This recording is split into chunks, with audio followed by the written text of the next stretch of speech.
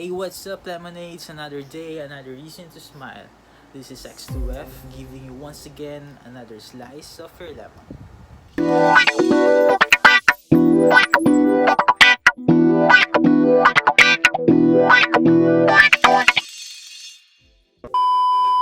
Welcome to our very first vlog, no? So, for today's vlog, we're going to talk about sino ba si Lemon. At the same time, you get to know more the members of X2F artists. So, malalaman nyo kung paano sila nakilala. At the same time, paano sila napasok sa X2F. And ano ba yung naging purpose nila, why they came into the group. Before we get into that video, don't forget to click like and subscribe.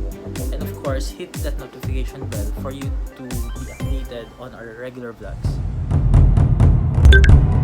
Click like and subscribe. So, to start with, sino ba si Lemon? Who is Lemon? So, actually, Lemon is my nickname. So, X2F. So, ang real name ko is Christoph. So, that's why it's X2F. Parang Christmas, 'di ba? Xmas. So, ayun. So, I've started as a photographer before. I used to do open party shoots, freelance photo shoots. So, at the same time, I also do events. Pero ano lang siya, it's more of a hobby doing it. So, before then, I used to do modeling. At the same time, I do sing. I had been part of a band. And some exposures pagdating sa singing. So, why handling these new talents, no? So, why handle X2F artist? Siguro it's more of me passing on yung experience and yung skills sa new breeds of talents. I see potential with this certain individuals na I think I could help develop yung skills nila. At the same time, yung siguro taking them dun sa part na napagdaanan ko na rin. So, who would lead them dun sa way na tama? Siyempre, di ba? Someone who have taken their path before. So, I think it's more of my passion rather than making it as a parang pangkabuhay. Parang gano'n. So I've been involved also on producing certain events. Siguro we've started before last September 2019. So I've introduced yung boy group na Boys Beyond. So marami. Actually, Boys Beyond has been planned way back 3 years ago. Pero nag-show up lang siya last year. So due to busy rin ako sa work. So hindi ko siya nagawan. So just recently lang I've decided to focus on handling these talents, developing talents na I think they have potential naman. Pero yun nga, siguro then after September when I introduced Boys Beyond, medyo maganda naman yung pick up nila pagdating sa crowd. Siguro then I've decided to produce an event last November. Actually, it's my birthday concert. So we've invited yung Gambling Duo and some of the Alanta artists na nakasupport na naman si Sir Alanta during those times na nagsastart din ako. So moving on, last February we had a parang GT lang for certain Beyonders, or yung tawag namin sa fans ng Boys Beyond. So pinanindigan ko na siya na yun yung tawag dun sa magiging followers and supporters ng mga artists. So that's yung nagkaroon ng Beyonders. So yung Boys Beyond, medyo unti-unti silang nalagas. Syempre, in social media, there are unavoidable circumstances na nangyayari. So, yung mga issues, ganyan. So, some of them has been laid off, parang wala lang sila sa grupo. Saka, I think, yun din yung nag-push sa akin to get another talents para ma-share ko rin yung experience sa kanila. Kasi nakita naman yung naging experience ng initial group na maganda naman yung feedback ng audience sa kanila. So gusto ko rin ma-share sa iba yung naging experience nila for those new talents. So there's so much of information or about me, no? So let's move on to the artist. So the first one that I will be talking about is isa siya sa original members ng Boys Beyond. Actually, sabi ko nga, Boys Beyond started or has been planned way back 3 years ago. Pero last year lang siya lumabas. So actually, it's the fifth batch already na lumabas. So one of them is John Paul Manipol. Yan. So si John Paul Manipol, siya yung pinaka unang siya yung natira dun sa batch 5 na inintroduce September last year. So until now, he's part of X2F artist. So carrying yung name ng Boys Beyond. Kumbaga, when we say Boys Beyond, kasi ano yun kung wala si John Paul, siya yung parang identity ng Boys Beyond. Pag nakikita siya, uy, Boys Beyond yan. Ganun. So, how did I meet John Paul? So, last year, around siguro mga part siya nung unang group na lumabas ng September. Bale, we planned, I think around mga ganito yung mga June. Around June, nakilala ko sila. So, nakasama, kausap-usap, ganyan.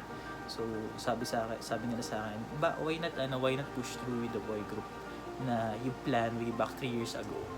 So, yun nga. Sige, sabi ko, sige, try natin. Medyo hindi naman na rin ipit yung schedule ko. So ayun. So, we formed yung Boys Beyond. So, lima sila nun. John Paul was one of them. So, that's how I met si John Paul. He was also introduced by his friends to me that came from a different management before. So, ayun. I think he has a potential. Medyo mahihain siya nung una, pero later on, na-develop niya yung pagkipag kapwa-tao through his friends. At the same time, it was his first event na may acceptance na maganda yung crowd. So, ayun, na-motivate naman siya. So, siya yung pinaka-matatag sa grupo. Then, second one is, I think, si Brandy Seaman. Actually, Brandy Seaman is, hindi siya yung part nung batch ni Paul. Yung batch ni Paul kasi was, natanggal yung dalawa. So, I've searched for new members na dalawa. So, luckily, I got Brandy Seaman. I saw him in actually minessage ko siya. Nakita ko yung mga dance cover niya before At the same time, I think may potential yung bata. So, I've talked him out. So, parang siya kasi more of yung pagsasayaw, it's more of a passion. So, ganun kasi yung tinitingnan ko when I get talents. Hindi lang fame.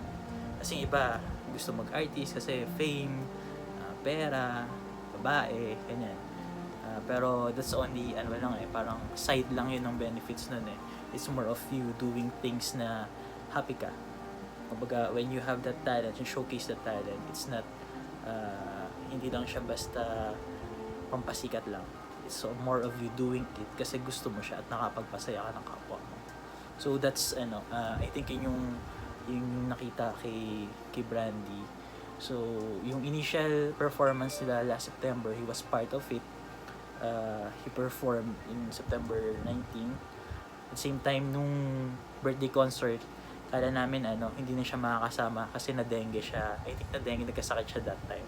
Pero luckily, before the event, 2 weeks before the event, okay na naman siya. So, he managed to join and perform during my birthday concert. Even in February, he performed a solo performance. I think, yun nga, when I see talents, at the same time may potential, meron talaga sila. It's a matter of you unlocking yung luck na yun ng skills nila para lumabas. So, yun nga, yung natira sa Boys Beyond was si Brandy saka si Paul. So, yun nga, dalawa na sila natira out of 5. So, yun nga hindi naman lahat permanente. Merong mawala, nandyan, kaya may magsistay, may mawala. So, yung third one, so si Brent Del Rosario, I think I saw him sa Facebook. So, nakita ko yung mga TikToks niya. May potential, malakas yung dating niya sa crowd set. So, yung mga followers ni likers, was also being communicated by us in Spanish. So luckily I've talked to him. Then from ano pa siya I'm from Laguna, tapos siya from Bulacan pa. So ayun, we've talked him out na to join the group. So before that was I think just this year lang din, January. So he has been a member of the group last January. Then nag-join siya sa first GP. Actually hindi pa siya nakaka-attend ng event na malaki na na-experience nung Boys Beyond initially. So I think may potential siya. I saw him vlog. Sa vlog siya actually yung siya na nakita sa vlogs niya. I think kasi yung kailangan ko during that time sa grupo, yung vlogger. Kasi it's more yung Boys Beyond way back then as we perform sa event, guesting, ganyan. Parang to mix up, magkaroon ng ibang mix yung grupo na iba. So actually, initially si Brent, supposedly solo artist siya sa vlogger.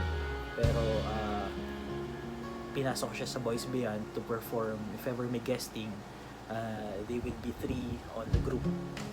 Ayun. So he's part of Boys Beyond, si Brent Del Rosario. So yun nga, he also have his own vlog. He has his own page. So merong potential pagdating sa followers and supporters. So different market yun. So that would be additional help for the group para matulungan din yung ibang artist na pumangat. So ayun. So yun nga, sila yung first 3 na I would be talking about for this vlog. So the way things go around is that sila kasi parang mga nakanakan ko na rin yung mga parang turing kasi sa grupo is parang pamilya.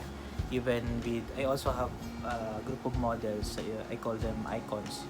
So may babae, may lalaki. So sila mismo parang ang dating kasi para sila magkakapatid.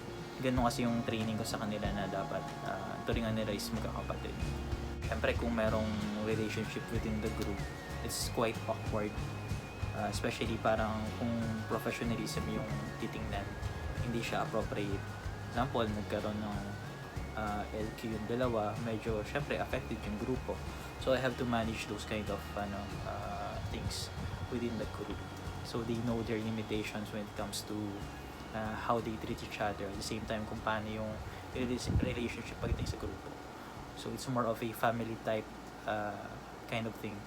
Kung paano kami makitungo sa isa't isa. So, ayun.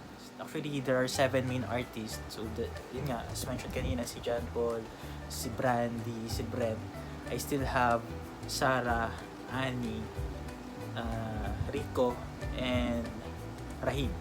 So, on the following vlog, I'll be talking about yung four main artists na members natin. So, yun nga. I hope you like yung this first vlog natin. So there will be more. Pasensya na kung medyo very amateur yung kuha ko for the first vlog. It's my first time actually. So yun nga, I hope you like my content. Kung nagustuhan nyo, please click like and subscribe. And don't forget to hit that notification bell na taas. So we'll be updating you soon kung ano yung magiging mangyayari. At the same time, anong plan natin after lockdown. And that's all for our vlog for this day. See you again on our next vlog. Again, this is X2F, leaving you with a smile. Always remember, a lemon a day keeps the bad vibes away. Ciao! Click like and subscribe.